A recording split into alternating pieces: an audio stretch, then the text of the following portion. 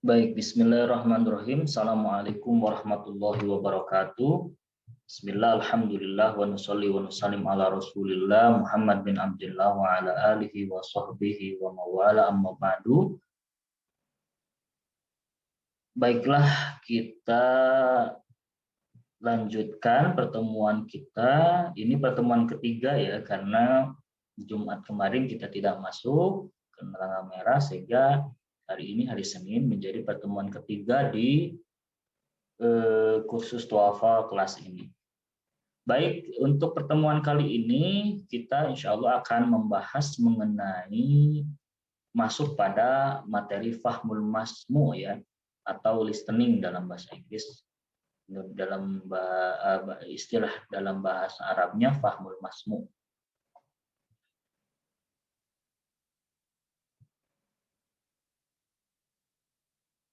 Nah, seperti yang dulu pernah dibahas bahwa dalam TOEFL itu ada tiga materi ya, ada tiga materi yang akan dipelajari. Pertama adalah fahmul masmu, yang kedua adalah materi tentang fahmul qawaid, yang ketiga adalah materi tentang fahmul mafhum. Sekarang kita akan membahas tentang fahmul masmu. Apa itu fahmul masmu? Fahmul masmu itu adalah kemampuan kalian dalam mendengarkan sebuah pernyataan atau dialog atau sebuah teks yang dibacakan oleh orang Arab, sehingga nanti menjadi ada sebuah soal yang disajikan di dalam tes fahmul masmu. Nah, kemudian tipe soal fahmul masmu itu apa saja? Nah, tipe soalnya pertama ada pernyataan. Nah, nanti contoh soalnya sebuah pernyataan, kemudian kalian simpulkan dari pernyataan itu apa maksudnya. Kemudian juga ada tipe soal yang dialog. Dialog antara dua orang ya. Dua orang berdialog, misalkan nanti tentukan temanya dialog itu apa. Apa judul dialog tadi? Di mana tempat dialog terjadi dialog tadi? Seperti itu misalkan. Kemudian yang ketiga ada memahami teks. Memahami teks itu maksudnya adalah ada sebuah paragraf yang dibacakan oleh orang Arab, kemudian kita pahami misalkan apa judul daripada yang diucapkan oleh atau yang dibacakan oleh orang Arab tadi. Nah, di sini ada latihan ya, contoh soal. Baik. Nah, biasanya dalam fahmul masmu itu ya langsung pada jawaban. Jadi pertanyaannya tidak disebutkan, akan tapi langsung pada jawabannya ada alif, ba, jim, dan dal. Ya. Nah, kemudian yang harus kita lakukan atau yang harus kita perhatikan adalah nanti fokus pada apa yang dibicarakan oleh orang Arab tersebut. Nah, di sini ada contoh orang Arab itu misalkan ngobrol tentang pembelajaran bahasa Arab. Di sini ada hamzah, ba, jim, dan dal ya. Nah, untuk menjawabnya maka kalian fokus pada apa yang dibacakan oleh orang Arab atau yang diomongkan oleh orang Arab. Nah, di sini kita coba untuk membahasnya soalnya. Nah, baik. Karena audionya tidak keluar di di Zoom ya, sehingga saya kira saya bacakan saja ininya soalnya. Di sini contohnya kita hiraukan saja ya soal ini dan jawabannya kita hiraukan. Di sini ada contoh soalnya, nadrusul lughatal arabiyyah linafhamal ulum al-islamiyah. Nah, ini merupakan contoh soal dari sebuah pernyataan. Nadrusul lughatal arabiyyah linafhamal ulum al-islamiyah. Nadrusul lughatal arabiyyah, kita belajar bahasa Arab, linafhamal ulum al-islamiyah, untuk memahami ilmu-ilmu keislaman.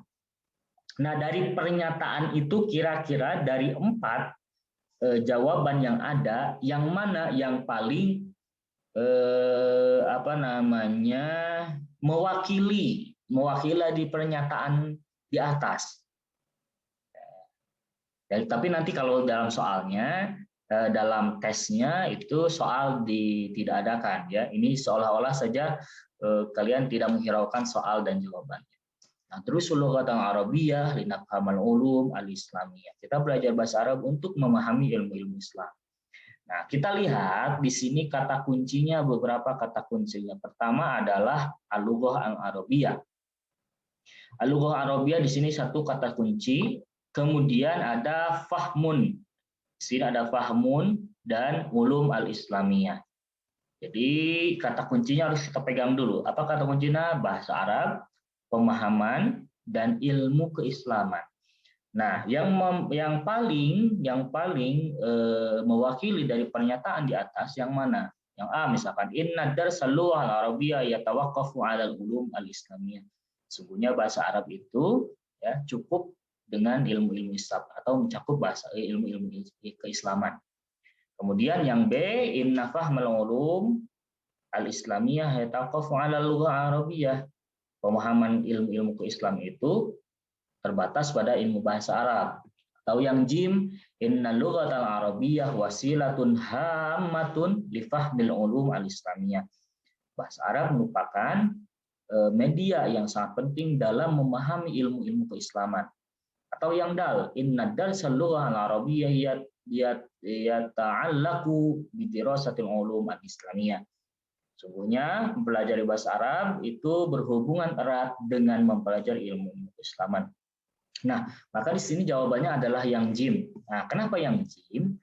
Karena kita tadi lihat kata kuncinya. Kata kuncinya adalah al-lughah al-arabiyyah. Misalnya al-lughah al-arabiyyah linafhamal ulum al-islamiyah. Kita belajar bahasa Arab untuk memahami ilmu-ilmu keislaman. Artinya apa? Bahasa Arab itu merupakan media penting dalam memahami ilmu keislaman. Karena ilmu keislaman itu kan berbahasa Arab tuh. Nah, kemudian bahasa Arab bahasa Arab menjadi media yang sangat penting dalam memahami ilmu-ilmu keislaman. Maka jawaban yang paling tepat adalah yang jim. Ini yang C atau ya dalam ini yang C atau yang jim. Nah, kira-kira begitu ya cara menjawabnya. Jadi cari kata kunci yang paling tepat yang berhubungan erat dengan pernyataan di atas. Baik, ada contoh lagi, satu lagi. Jangan yang inilah, ya agak panjang gitu.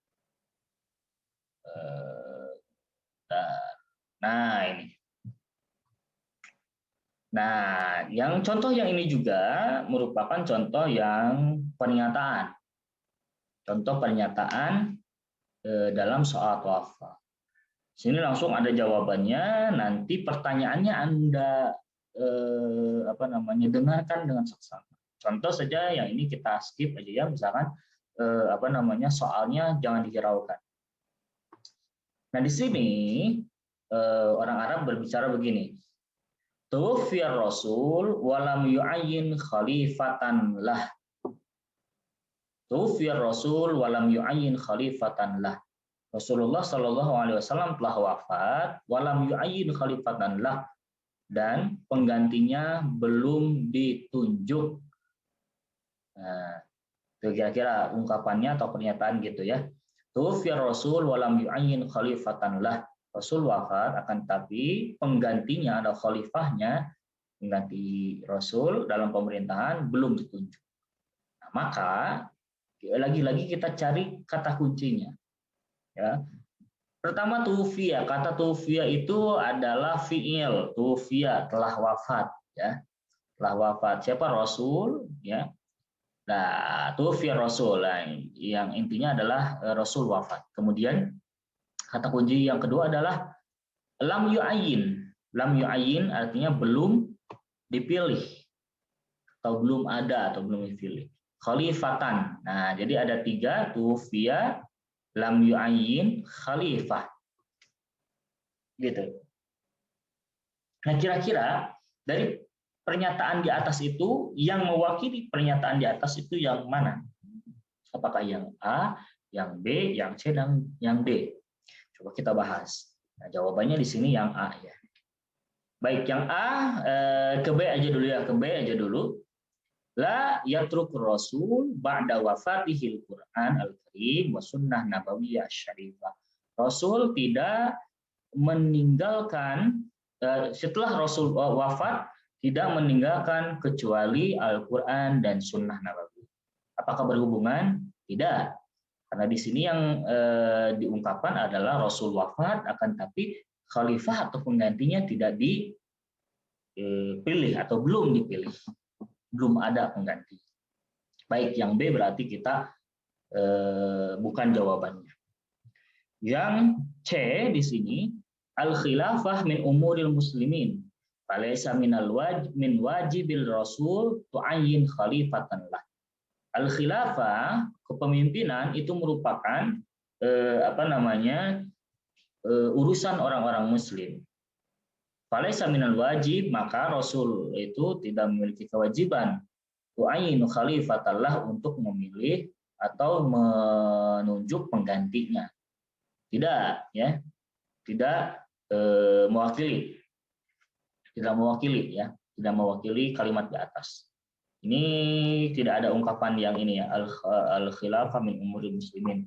Di atas tidak ada ungkapan itu, sehingga jawabannya salah.